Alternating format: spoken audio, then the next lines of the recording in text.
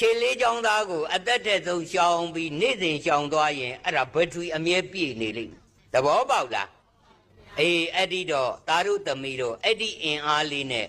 ဘုံဘုံရဲ့ပုံတော်မှာတောက်တော်ကြီးကပ်ပါ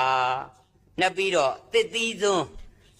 မိသားစု10ယောက်ရှိရင်10စိတ်စိတ်9ယောက်ရှိရင်9စိတ်စိတ်6ယောက်ရှိရင်6စိတ်စိတ်စိတ်ပြီးတော့ကတ်လိုက်ကတ်ပြီးရင်မိသားစု1ယောက်တစ်စိတ်စား